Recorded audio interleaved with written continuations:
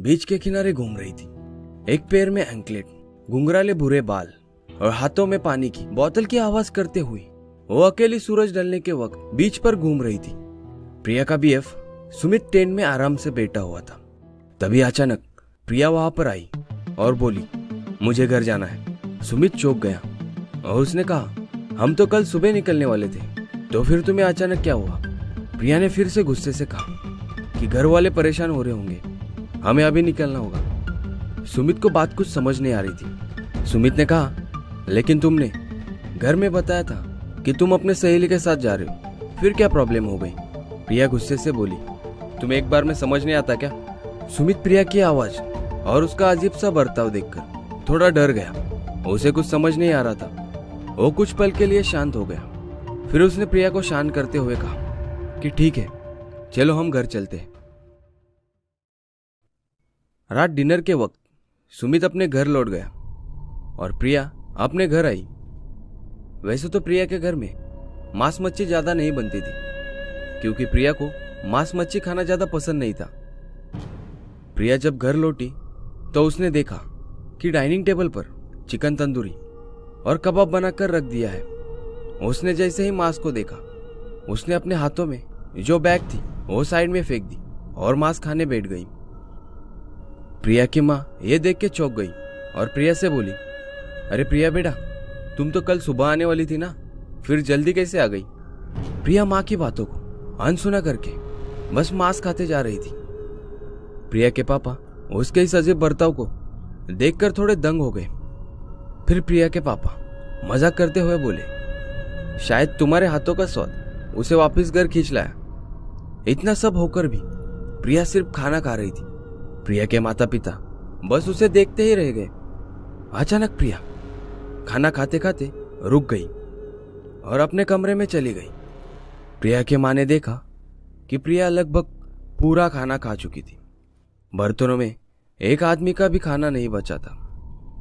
कुछ देर के लिए प्रिया के माता पिता एक दूसरे को देखकर सोच में पड़ गए कि आखिर प्रिया को क्या हुआ।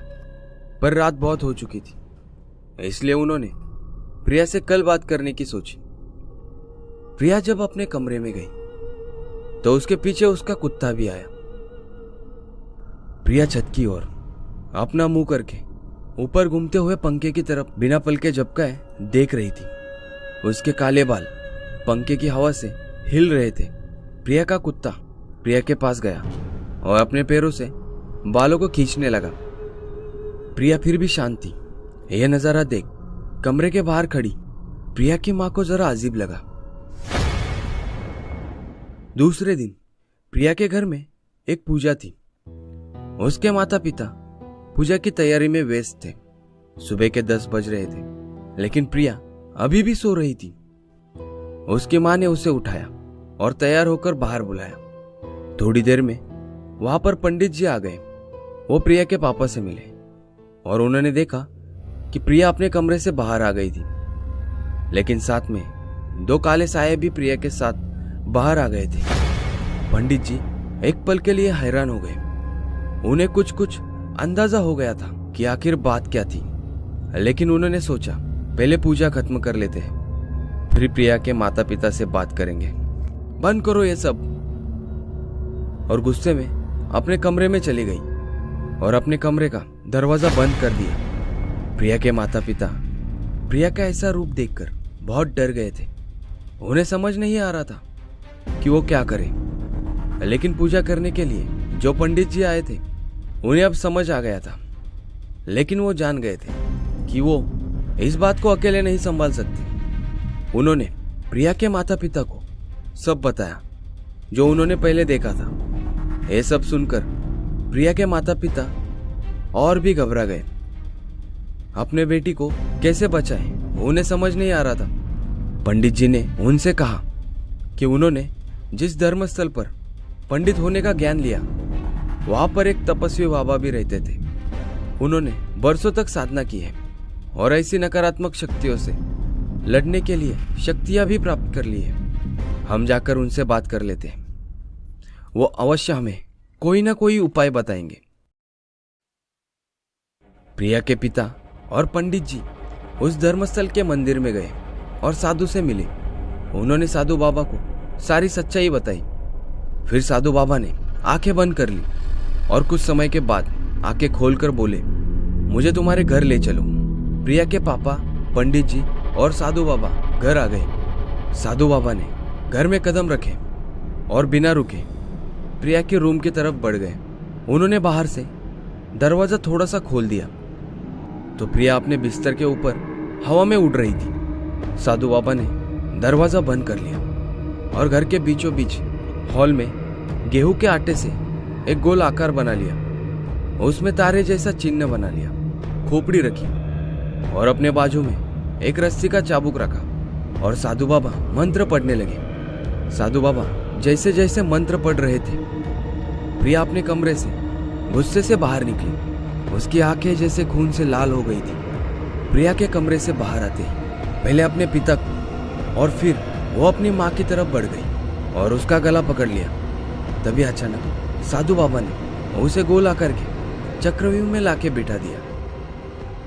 उसके बैठते ही साधु बाबा ने मंत्र बोलकर उस गोल के चारों तरफ आग लगा दी। उस आग में से प्रिया ने अपने आप को छुड़ाने की बहुत कोशिश की, लेकिन प्रिया जितनी कोशिश करती आग उतनी ही बढ़ती जा रही थी। तभी उसी आग के लपटों में दीवार पर दो साए दिखाई दी, एक औरत और एक छोटी बच्ची जो शायद 5-6 साल की हो। उन दोनों सायों को देखकर प्रिया के माता पिता और भी घबरा गए। साधु बाबा ने अपने मंत्र की शक्ति से उन सायों से सच बात पता कर रहे थे। प्रिया के शरीर को वश में करके वो छोटी बच्ची बोली, मेरा नाम नीति है और मैं अपनी माँ मंजिली के साथ यहाँ आई हूँ। मेरी माँ मुझसे बहुत प्यार करती है।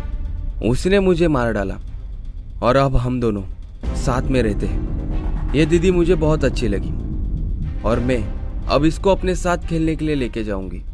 वहां पर मैं अकेली खेलती हूँ ना। यह बात सुनकर सब चौंक गए। उन्हें समझ नहीं आ रहा था कि मंजिली अगर अपनी बेटी से इतना प्यार करती थी तो उसने अपने बेटी को क्यों मार डाला। तब मंजिली ने बताया कि उसका पति उसे रोज मारता था।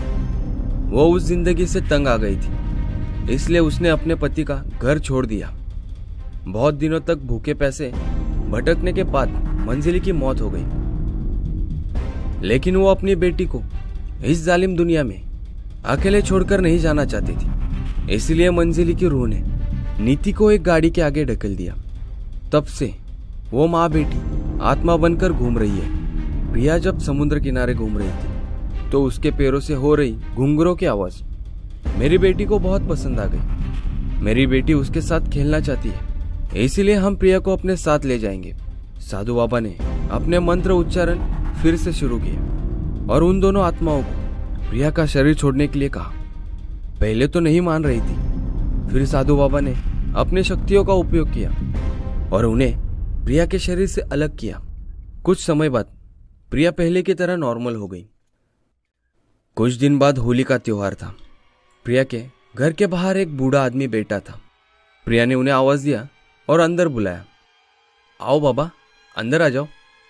उस बूढ़े आदमी ने कहा कि बेटा मैं अंदर कैसे आ जाऊं, तुम ही बाहर आ जाओ, क्योंकि वो दोनों अभी भी तुम्हारा इंतजार तुम्हारे घर के बाहर कर रहे हैं।